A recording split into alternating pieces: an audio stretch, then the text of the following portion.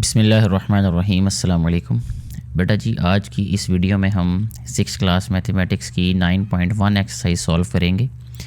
یہاں تھوڑا سا میں میتھڈ اپنا چینج کرنا چاہوں گا اس ویڈیو کے لیے، وہ یہ کہ پہلے ہم تھیوری کے بارے میں پڑھیں گے اس ایکسرسائز سے ریلیٹڈ، پھر ایکسرسائز جو ہے وہ آسانی سے سولو ہو جائے گی۔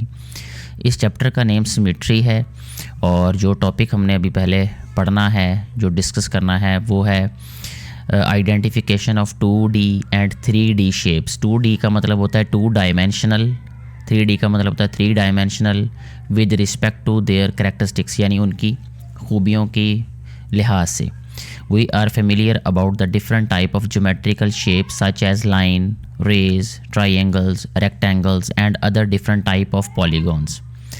سم آف دیم آر 1 ڈائمینشنل، کچھ ان میں سے 1 ڈائمینشنل ہیں، سم آر 2 ڈائمینشنل فگرس، اور کچھ ان میں 2 ڈائمینشنل فگرس ہیں۔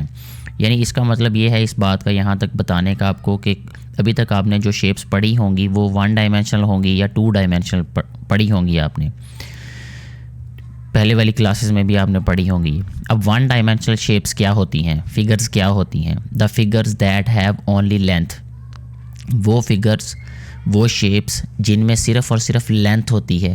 These figures do not have width اور تھکنیس، ان میں نہ وڈتھ ہوتی ہے یا ان میں تھکنیس نہیں ہوتی ان کی۔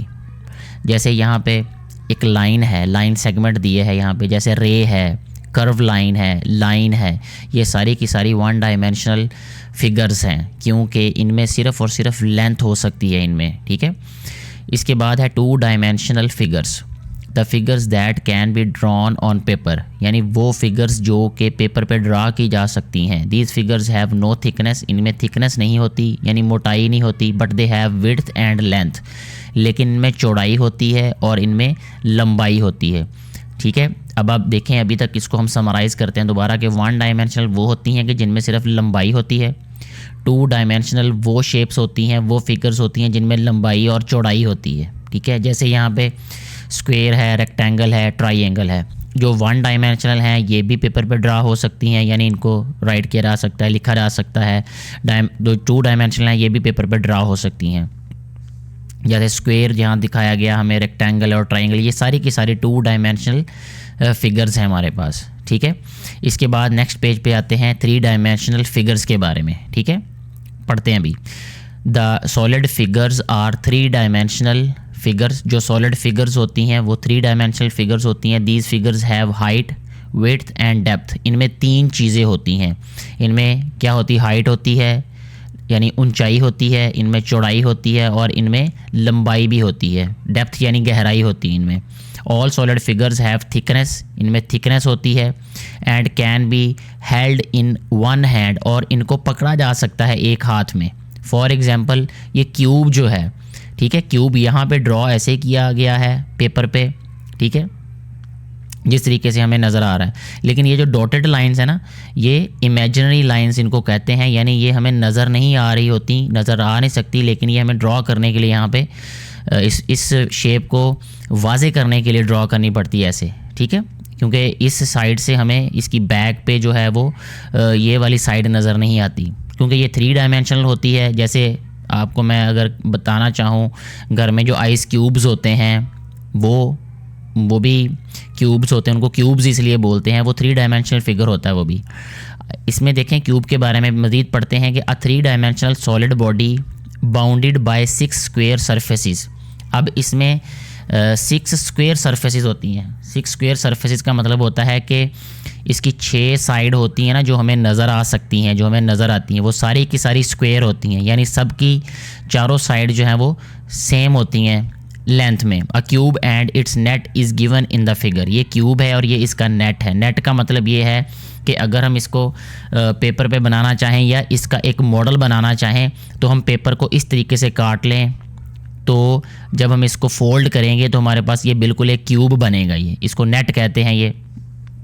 اب دیکھیں یہاں پہ ضروری بات جو ایکسرسائز میں بھی انہوں نے پوچھی ہے وہ یہ ہے کہ اس میں ورٹیکس کتنے ہوں گے اور اس میں ایجز کتنے ہوں گے، ٹھیک ہے۔ ایج کہتے ہیں کنارے کو، ٹھیک ہے، ورٹیسز کہتے ہیں، ورٹیکس کہتے ہیں جو کارنر ہوتا ہے، کونے کتنے ہیں اس میں۔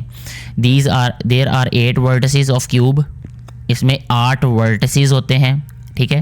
اور ایج کتنے ہوتے ہیں اس میں؟ 12 ایجز ہوتے ہیں کنارے. جیسے یہ والا دیکھیں, یہ یہاں پہ اے بی, یہاں پہ اے بی یہ کنارہ ہے, B C, C D, D H, اسی طرح یہ سارے کے سارے اس کے کنارے ہیں. ٹھیک ہو گیا جی. اب یہ یاد رکھنا ہے آپ نے کہ جو ہمارے پاس کیوب ہوتا ہے اس میں 8 ورٹسز ہوتے ہیں اور 12 اس کے ایجز ہوتے ہیں. اب کیوبائڈ کی بات کرتے ہیں. کیوبائڈ جیسے 2 ڈائمینشن میں بات کریں تو ہمارے پاس ریکٹینگل ہوتا ہے, 3 ڈائمینشن میں یہ کیوبائڈ ہوتا ہے. یہ جیسے آپ کے پاس جوتوں کا ڈبہ ہوتا ہے, وہ بالکل ایگزیکٹ ایگزامپل ہوتی ہے کیوبائڈ کی. 3 dimensional solid body bounded by 6 rectangular surfaces is known as cuboid. اس میں جو 6 سرفیسز ہوتی ہیں وہ ریکٹینگولر ہوتی ہیں. ٹھیک ہے. Cuboid and it's net is given in the figure. یہ کیوبائڈ ہے یہ والا, اور یہ اس کا نیٹ ہے. نیٹ کا مطلب کہ پیپر کو اگر اس طریقے سے ہم کاٹیں اور اس کو دوبارہ ہم فولڈ کریں تو ہمارے پاس بالکل ایک 3D شیپ بن جائے گی. تو اس میں ورٹسز 8 ہوتے ہیں اس میں بھی. اب آپ نے یہ ذہن میں رکھنا ہے کہ کیوب میں بھی 8 ورٹسز ہوتے ہیں اور کیوبائڈ میں بھی 8 ورٹسز ہوتے ہیں, اور کیوبائڈ کے بھی 12 ایجز ہوتے ہیں اور کیوب کے بھی 12 ایجز ہوتے ہیں. یہ دونوں میں کامن باتیں ہیں یہ. ٹھیک ہے. یہ جب ہم ایکسرسائز سولو کریں گے تو اس کے لیے یہ میں پہلے آپ لوگوں کو بتا رہا ہوں. یہ اس کے بعد ہے سلنڈر. ٹھیک ہے. 3 dimensional solid body with 2 circular surfaces. اس کی 2 سرکولر سرفیسز ہوتی ہیں آف ایکول ریڈیس. ریڈیس ایک جیسا ہوتا ہے. 1 کروڈ سرفیس بٹوین دیم, اور ان کے درمیان میں ایک کرو سرفیس ہوتی ہے وچ از نون ایز سلنڈر, اور اس کو سلنڈر بولتے ہیں ہم. ٹھیک ہے. جیسے یہاں پہ دیکھیں یہ ہمارے پاس اس کا نیٹ ہے یہ والا, یہ 2 سرکل ہیں اور سینٹر میں یہ دیکھیں ایک ریکٹینگولر پارٹ ہے یہ. اس کے بعد اس کی سرفیس کی بات کی جائے, سلنڈر ہیز 2 سرکولر اینڈ 1 کرو سرفیس. اس کی سرفیسز کتنی ہے بھلا؟ اس کی 2 سرکولر سرفیس ہے اور 1 کرو سرفیس ہے. ورٹیکسز کی بات کریں تو سلنڈر کی کوئی ورٹیکس, سلنڈر کا کوئی ورٹیکس نہیں ہوتا, یعنی کوئی کونا نہیں ہوتا اس کا. It has 2 edges. اس کے ایجز کتنے ہوتے ہیں؟ 2. ٹھیک ہو گیا جی. اس کے بعد آتی ہے سفیئر کی باری. 3 dimensional solid body with completely round surface whose all points on its outer surface are at an equal distance from a fixed point is known as sphere. اس کو sphere کہتے ہیں. ٹھیک ہے. جیسے سرکل ہوتا ہے, سرکل 2 ڈائمینشنل ہوتا ہے اور sphere جو ہے وہ 3 ڈائمینشنل ہوتا ہے. یعنی جیسے فٹ بال کہہ لیں یا کھیلنے والا جو بھی بال ہوتا ہے وہ 3 ڈائمینشنل ہوتا ہے, اس کو ہم sphere ہی بولیں گے. اس کے بعد آتا ہے ہیمی سفیئر. ہیمی سفیئر کو کہہ لیں کہ آپ آدھا سفیئر کہہ لیں. ٹھیک ہے. 3D shape made from cutting a sphere into 2 equal halves. یعنی اگر ہم کسی سفیئر کو 2 برابر حصوں میں تقسیم کر دیں, ٹھیک ہے, یہ بالکل ایسے ہی ہے جیسے آپ کوئی تربوز لیں اور تربوز کو 2 حصوں میں برابر تقسیم کر دیں, ڈیوائڈ کر دیں, ایک چھری سے کاٹ دیں سینٹر میں سے, تو وہ سفیئر بن جائیں گے 2. 1 flat side is known as hemisphere. تو اس کو کیا کہتے ہیں؟ ہیمیسفیئر کہتے ہیں اس کو. It has 1 flat and 1 curved surface. اس کی سرفیسز ہوتی ہیں, ایک کرو ہوتی ہے اور ایک فلیٹ ہوتی ہے. یہ اس کی نیچے کرو سرفیس ہے اور یہ اوپر فلیٹ سرفیس ہے اس کی. It has no vertex. اس کا بھی ورٹیکس نہیں ہوتا, اور ایج اس کا 1 کرو ایج ہوتا ہے اس کا. ٹھیک ہے, یہ والا. اس کے بعد بات کر لیتے کون کی. 3 dimensional solid body with 1 circular surface. ایک اس کی سرکولر سرفیس ہوتی ہے اینڈ سلینٹنگ کروڈ سرفیس, اور یہ اس کی کروڈ سرفیس ہوتی ہے سلانٹ. ٹھیک ہے, یعنی ڈھلوان سی ہوتی ہے, اوپر سے نیچے کی جانب آ رہی ہوتی ہے یہ. ٹھیک ہے. سرفیس از نون ایز کون. اس کو کون کہتے ہیں. اے کون and it's net is given in the figure. یہ کون ہے اور یہ اس کا نیٹ ہے نیچے دکھایا گیا یہ والا. ٹھیک ہے. سرفیسز اس کی کتنی ہیں؟ اے کون ہیز 2 سرفیسز. اس کی 2 سرفیس ہوتی ہیں. ورٹسز کتنے ہوتے ہیں؟ اونلی 1 ورٹیکس ہوتا ہے اس کا. ٹھیک ہے, یہ دیکھیں یہ والا اس کا ورٹیکس ہے. اور ایجز اس کے کتنے ہوتے ہیں؟ اے کون ہیز اونلی 1 ایج. اس کا ایج بھی صرف ایک ہوتا ہے. ٹھیک ہو گیا, یہ والا, یہ کنارہ یہ والا اوپر. ٹھیک ہو گیا. یہاں تک تو ہم نے اس کی یہ جو تھیوری پڑھی ہے, جو ڈیفینیشنز پڑھی ہیں, اسی سے ریلیٹڈ ایکسرسائز ہے. اب ہم ایکسرسائز کو سولو کر لیتے ہیں. اس میں 3 کویشچنز ہیں. جو سب سے پہلا کویشچن ہمیں دیا گیا ہے, جو کہا گیا ہے کہ right the names of 3 dimensional figures which ریزیمبل to these objects. یہ آبجیکٹس ہمیں دیے گئے ہیں, جیسے یہ موبائل فون ہے, یہ پیزا ہے, اور یہ فٹ بال ہے, یہ ڈائس ہے, یعنی یہ لوڈو کا دانہ جو ہے, اور یہ ٹینکی ہے پانی والی, پانی واٹر ٹینک ہے, اور یہ ایک پیالہ ہے. ہم نے بتانا ہے کہ ان کی ریزیمبلنس کن شیپس کے ساتھ ہے. دیکھیں یہ جو موبائل فون ہوتا ہے نا یہ ریکٹینگولر ہے، اور جو 3D شیپ ہوتی ہے نا ریکٹینگولر، ان کو ہم کہتے ہیں کیوبائڈ. تو یہاں پہ ہم لکھیں گے کیوبائڈ. ٹھیک ہے، یہ کیوبائڈ شیپ سے ریزیمبل کرتی ہے. اور یہ جو پیزا ہے یہ کون کی شکل کا ہے یہ. ٹھیک ہے، تو اس کو ہم لکھیں گے کون. یہ فٹ بال جو ہے یہ جیسے میں نے تب پڑھاتے وقت بھی بتایا تھا ڈیفینیشن کو کہ یہ سفیر ہے یہ. ٹھیک ہے، یہ لوڈو کا دانہ ہے. تو لوڈو کا دانہ جو ہوتا ہے یہ کیوب ہوتا ہے. ٹھیک ہے، کیوب کی ریزیمبلنس ہوتی ہے. یہ واٹر ٹینک ہے تو واٹر ٹینک سلنڈر ہے.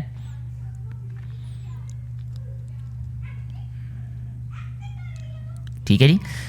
اس کے بعد یہ جو پیالہ ہوتا ہے، ٹھیک ہے، پیالہ کیا ہوتا ہے؟ اگر ہم کسی بھی سفیر کو کاٹ دیں تو وہ کیا بن جاتا ہے؟ ہیمی سفیر. ٹھیک ہے، یہاں پہ ہیمی سفیر لکھ دیتے ہیں.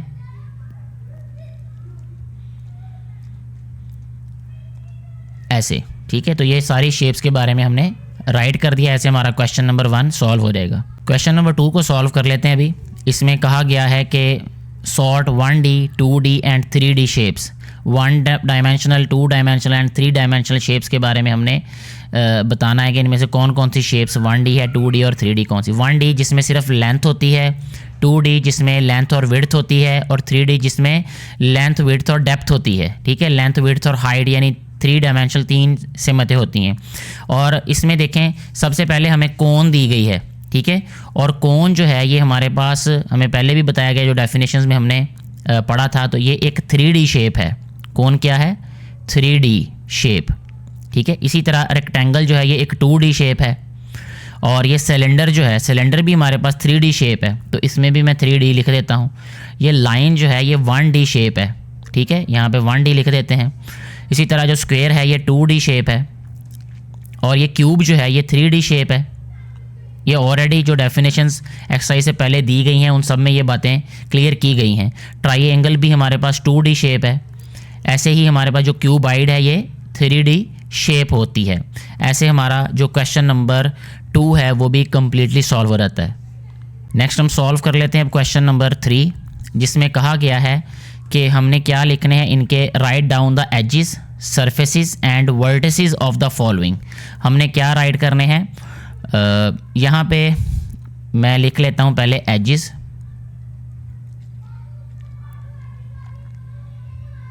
ٹھیک ہے جی، ایجز کے بعد یہاں لکھ لیتے ہیں سرفیس. ٹھیک ہے، اور ادھر لکھ دیتے ہیں ورٹیسز.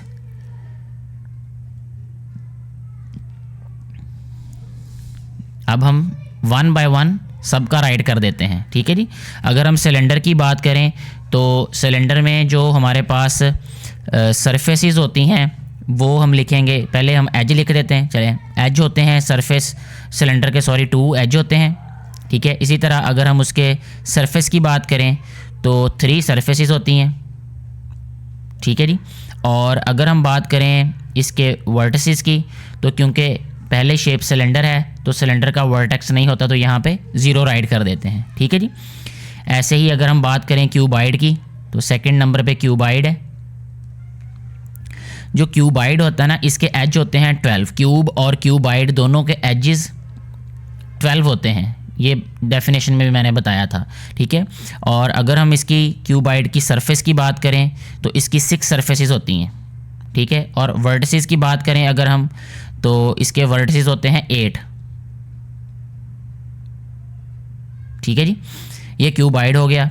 اچھا، اس کے بعد اب ہم کیوب کی بات کرتے ہیں. کیوب میں بھی معاملہ ہوگا کیوبائڈ والا. تھرڈ والا کیوب ہے تو کیوب میں جو ہمارے پاس ایجز ہوں گے وہ 12 ہوں گے اور جو سرفیسز ہوں گی وہ 6 ہی ہوں گی یہاں پہ, اور ورٹیسز بھی کتنے ہوں گے 8. اس کے بعد آ جاتی باری اب کون کی, تو کون کی بات کر لیتے ابھی ہم. کون کے جو ایجز ہوتے ہیں, ٹھیک ہے, جب ہم نے ڈیفینیشن پڑھی تھی تو کون کے ایجز کے بارے میں بتایا گیا تھا ہمیں کہ کون کا صرف ایک ایج ہوتا ہے, ٹھیک ہے, اور اس کی سرفیسز کتنی ہوتی ہیں, اس کی 2 سرفیسز ہوتی ہیں, ٹھیک ہے, یہاں پہ 2 رائٹ کر دیتے ہیں, اور ورٹیکس اس کا صرف ایک ہوتا ہے, ٹھیک ہے. اسی طرح اس کا جو لاسٹ 5th والا پارٹ ہے ہیمیسفیئر, تو ہیمیسفیئر میں جو ایجز ہوتے ہیں وہ ایک ایج ہوتا ہے صرف، ٹھیک ہے. اور اگر سرفیس کی بات کریں تو اس کی بھی 2 سرفیسز ہوتی ہیں. جیسے کون کی سرفیس ہے نا، ایسے ہی ہیمیسفیئر کی بھی 2 سرفیس ہوتی ہیں، لیکن ہیمیسفیئر کا کوئی ورٹیکس نہیں ہوتا. تو یہاں پہ ہم یہ رائٹ کر دیتے ہیں 0. ایسے ہمارا یہ جو کویشچن نمبر 3 ہے یہ بھی سالو ہو جاتا ہے، اور اس کے ساتھ ہی یہ ایکسرسائز بھی کمپلیٹلی سالو ہو جاتی ہے. امید ہے کہ یہ کویشچنز، یہ کانسیپٹ آپ کو کلیئر ہو چکے ہوں گے. پھر بھی کوئی کنفیوژن ہو تو آپ نیچے کمنٹ کر کے پوچھ سکتے ہیں. ویڈیو کے بارے میں اپنی رائے ضرور دیجیے گا. ویڈیو کو زیادہ سے زیادہ شیئر کیجیے گا تاکہ زیادہ سے زیادہ بیٹے بیٹیوں تک یہ ویڈیو پہنچ سکے اور ان کو بھی اس سے فائدہ ہو سکے. Thank you so much.